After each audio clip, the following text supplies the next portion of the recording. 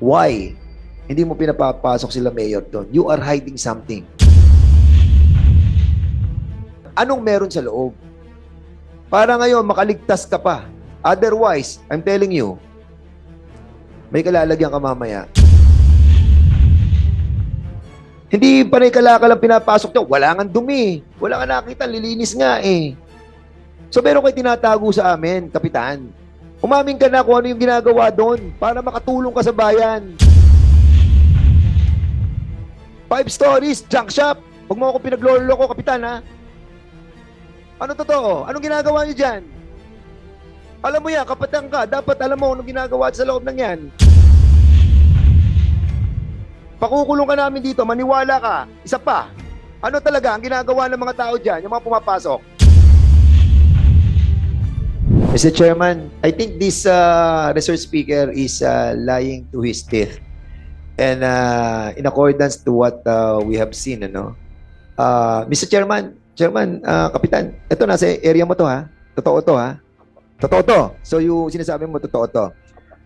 So ngayon ikaw nagsisinungaling. Sabi mo kanila, junk shop. Pag junk shop kasi alam mo naman eh, di ba takbakan, lahat, ganyan. So sabi mo walang ganito. Tapos ngayon may makikita kaming ganitong presentation. Alam mo, nakakasakit ka ng damdamin. Kasi you're lying eh, under oath. And we don't want this to be a practice of all those resource speakers that we are inviting. We have to set the rules on this committee for us to parrot the truth of the issues that we are investigating. Nagkakaroon ka ng interference eh. Niloloko mo kami. So bibigyan ka pa namin ng another chance. No? I don't know ako, ba pwede ka pa namin bigyan another chance. Pero ewan ko si Chairman Acop at si Chairman Paduano, I think is nasa Zoom siya ngayon. So, most likely, you have to tell us the truth and nothing but the truth of why hindi mo pinapapasok sila mayor doon. You are hiding something. Ano bang meron talaga sa loob? You tell us para makaiwas ka na sa mga pagkakasala na naganap doon. Sabihin mo na sa committee to ang lahat ng iyong nalalaman. Anong meron sa loob? Para ngayon, makaligtas ka pa. Otherwise, I'm telling you, may kalalagyan ka mamaya, Chairman. Tell us, please. Yes, Your Honor. Nakakapasok po ako doon. Ang nakikita ko po talaga is yung mga kalakal na dinideliver nila doon. Tapos, pag pumasok Aside yung mga... sa kalakal, ano pa nakikita mo doon? Sino mga pumapasok? May mga Chinese personalities pa pumapasok doon? Meron ba mga empleyado? Marami ba empleyado pumapasok? 10 hectares yan ha? Ang pinag-uusapan natin dito. Huwag mo kami pinagbobobola dito ng mga kalakal lang pumapasok dyan. Ano-ano pa pumapasok doon sa area yon? 10 hectares. Maraming buildings. Magaganda. Di ba? Ano pa mga pumapasok ng mga empleyado doon? Ano po, yung... May pogo doon. Wala po, Your Honor. Maraming empleyado pumapasok. Dati po, nung ongoing construction po, Your Honor, marami po pumapasok mga Pilipino. And after Mga that, trabahador. and after that, ano pa? Nung nag-ooperate na? Ayun po, yung mga empleyado po na mga foreman, mga engineers po. Yung... Hindi nga, di ba? Teka, Gawa na Jack- siya eh. Junk shop yan eh. Kailangan Oo. ba engineer dyan? Nung Ano, ongoing ano, construction po. Naiintindihan ko yung construction, di ba? Nagawa na yung building, nakita natin, ayos na eh. So, barangay mo yan. Ano nakikita mo pumapasok pa dyan sa barangay, sa anong yan, sa mga buildings na yan? Yun po, Your Honor, yung mga kalakal lang po. Yung Alam mo, mga- Mr. Chairman, this person is lying eh. Talagang he wants to hide something. Hindi panay-kalakal ang pinapasok nyo. Wala nga dumi. Wala nga nakita, lilinis nga eh. So, meron kayo tinatago sa amin, Kapitan. Umamin ka na kung ano yung ginagawa doon para makatulong ka sa bayan. Huwag mong panihigan yung hindi Pilipino. Ikaw naman. Napakaklaro eh. Hindi junk shop yan. Sa definition ng junk shop, ano ang junk shop sa'yo? Yung mga kalakal po ng yung mga scrap. Ganun. Yan ba Yes. ganyang kalinis? Junk shop yan, Kapitan?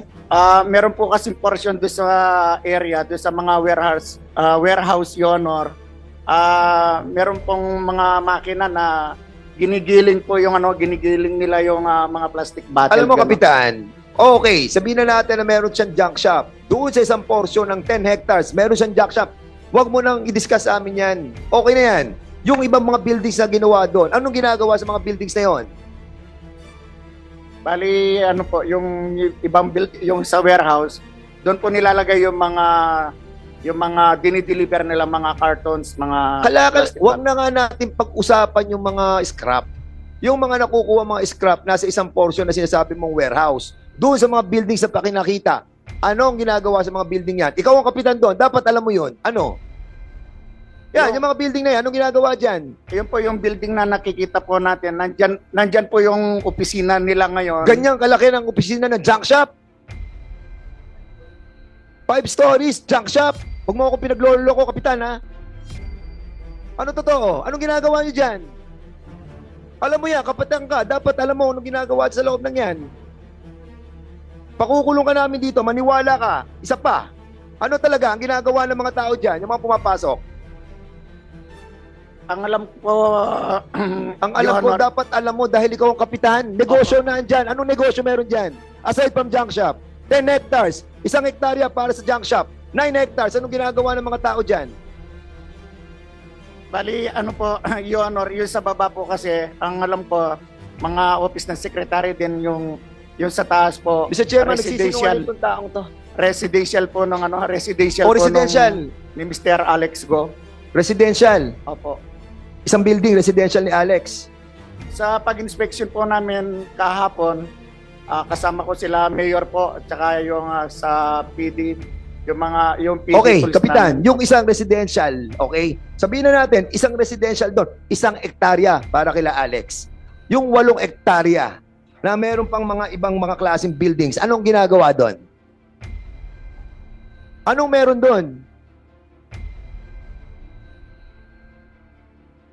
Magsabi ka na ng totoo.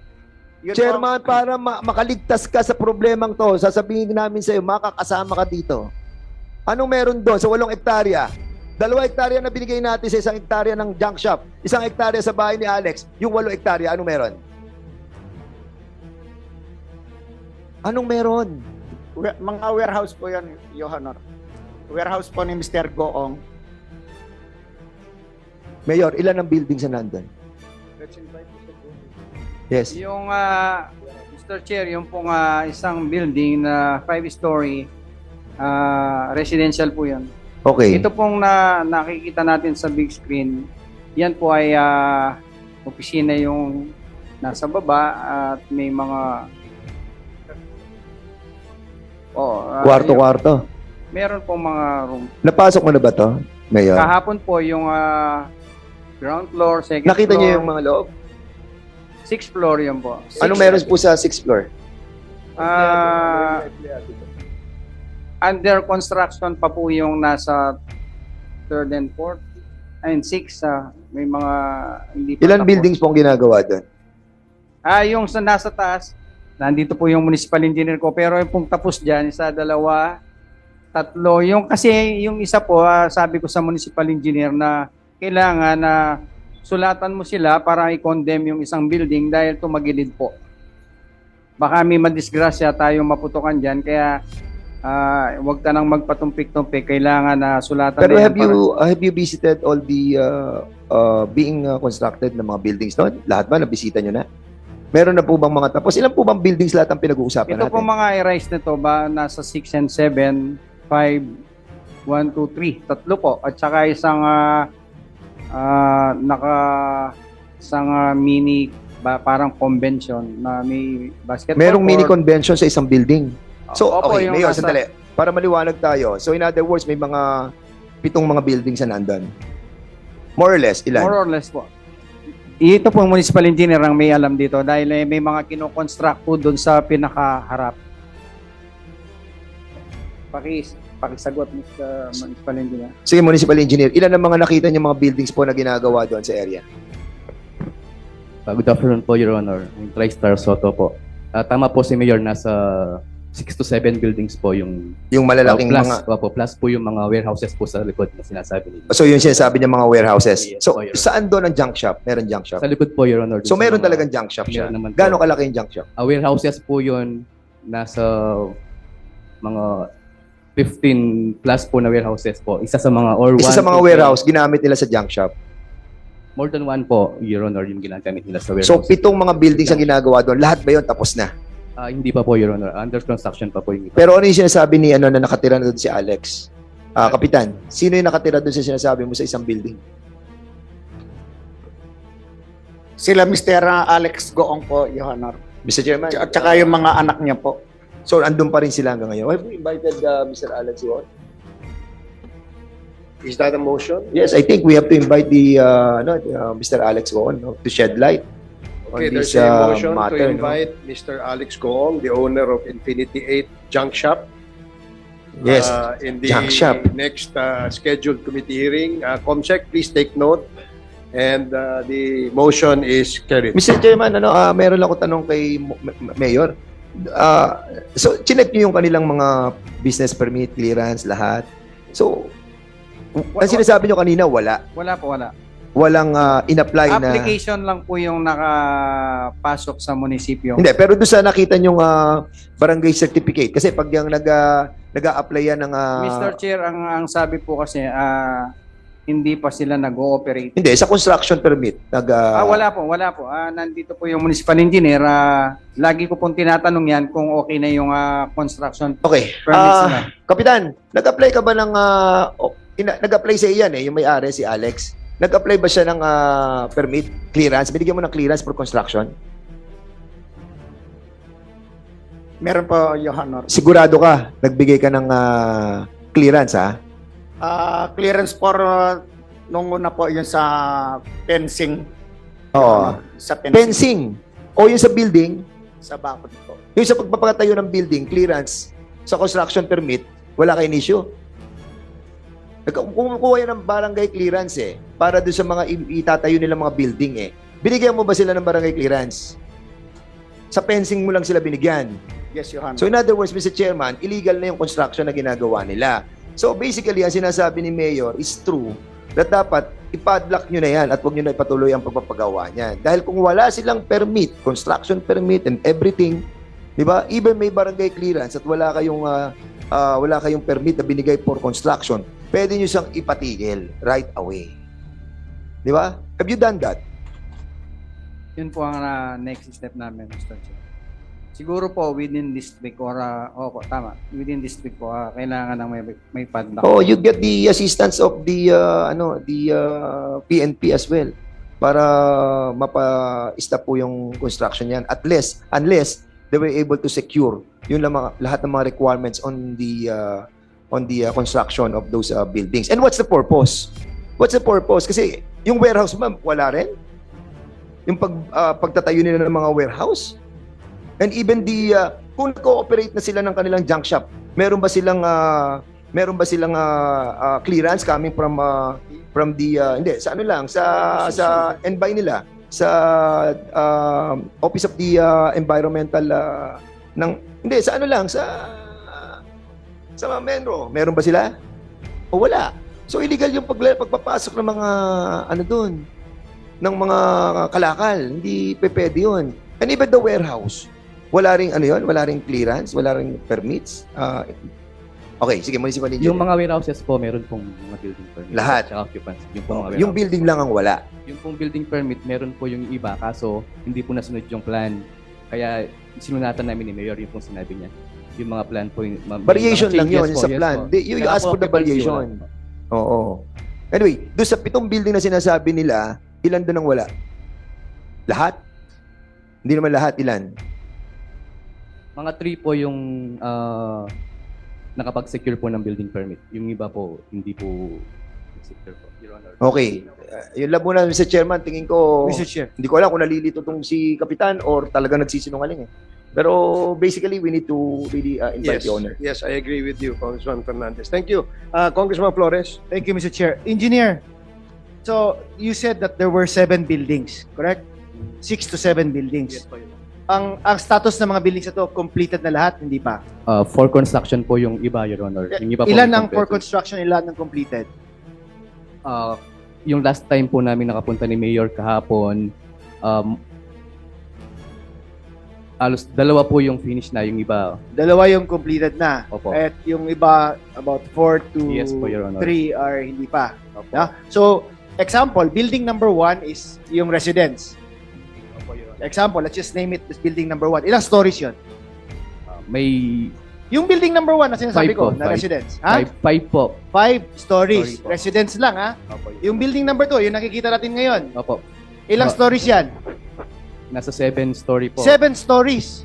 When you went inside, did you go inside yesterday? Yes po, Your Honor. Was it filled with employees or operating na ba? Wala Hindi pa. po, Your Honor. Hindi pa. Opo. Okay, so building number 3.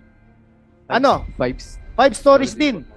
Building number 4, Yun pong recreational. recreational. Yes O, po. building number 5, Yung pong 3 building po or 2 building under construction. Ilang Bago pa stories lang, din? Bago pa lang po. Mga, Ilang? Mga 2-story lang po. 2 stories. Now, sasabi mong 6 or 7 buildings na yan, sabi mo 3 lang yung may building permits, correct? Yes po, Your Honor. 3 lang may building permits. Yung the others walang building permits. Yes. Now, Mayor, can you not order them to stop immediately since they do not have a building permit? Is it Nag-issue not po- within your powers to Nag-issue stop? po kami ng 2 letter na sa kanila. Anong letter? Walang ilang stories yan. Papayagan nyo pang mag-continue yan. Actually Walang po- building permit. Tapos na po yung high-rise building nila. Kaya nga, yung iba na ongoing ngayon, sabi niya walang building permits eh. Actually po, may instruction ako sa municipal engineer. Pero yun po, pinadala. Anong pero? Cease and desist Hindi, nyo na. hindi po. Pinadala namin ng mga letter. Anong letter yun? A notice of illegal construction. Notice of Illegal. Construction and po. Yung giving isa po, them what? Yung isa po, parang nirequire po namin silang structural stability po na building. And then, Kasi I'm so surprised, Mayor. These are not just small buildings. It's a 5-story building. It's a 7-story building that goes on in your municipality na wala pala mga building permits yung iba, di ba? And in fact, walang business permit na that you know of. Application lang. How could it get that far? Yan ang question ko eh. Similar with what's happening in other government agencies ngayon, di ba? Nakakakuha ng passport, nakakakuha ng birth certificate. How could it get that far na hindi nalalaman ng mga officers who are in the area? Yan ang question ko eh. It's mind-boggling eh. Paano nakakalusot yan? Or how did it get to that point? Di ba, mabulaga na naman tayo, pogo pala yan, or something like that, di ba? So it's, di ba, kung ako, Mayor, let them stop immediately. For as long as wala pa silang business permit, let them stop. Kung walang building permit, let them stop. Sorry po sa ginawa naming aksyon na yan, pero previous administration po kasi naging pero ngayon po bukas din po mag-i-issue kami ng closure. Thank you, Mr. Sorry Chair. po. Thank you, Congressman Flores.